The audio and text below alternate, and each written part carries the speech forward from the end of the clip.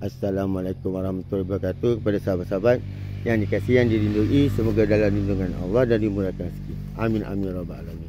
Kat sini aku nak cuba kongsi lagi satu pokok yang aku pulihkan. Tapi dia dah keluar juga buah sikit-sikit kan. Tapi dia bau kecil lah, dia tak macam semalam video aku buat kan. Ini pun salah satu pemulihan. Itu batang asal dia.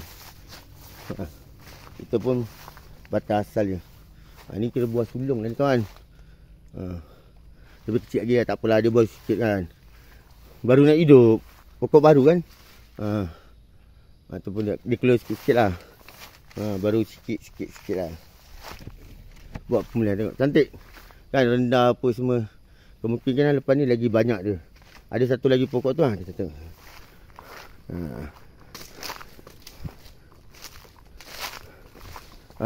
Ni pokok ni dah wajib kena tebang ni. Ni dah wajib kena tebang. Tapi tak ada masa kawan. Ni. Dia dah tumbuh kan ni. Ni tunas sayangnya dah tumbuh kan. Dah tumbuh. Dia tumbuh kat tepi sini kan. Tu.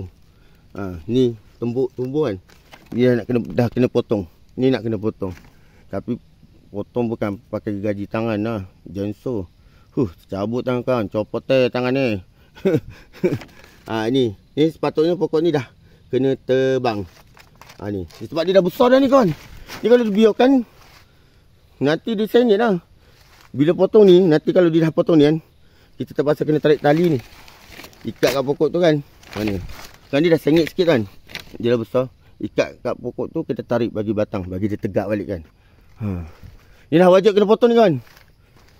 Sebab bawah dia dah boleh keluarkan buah tu. Tengok ni penyambungan dia kan. Tu patut dah kena buang, dah kena potong lah ni. Yang ni dah kena potong lah. Buat macam yang sebelah tu kan, buat macam semalam. Tapi itulah kawan, tak ada masa. Tangan nak cabut tu.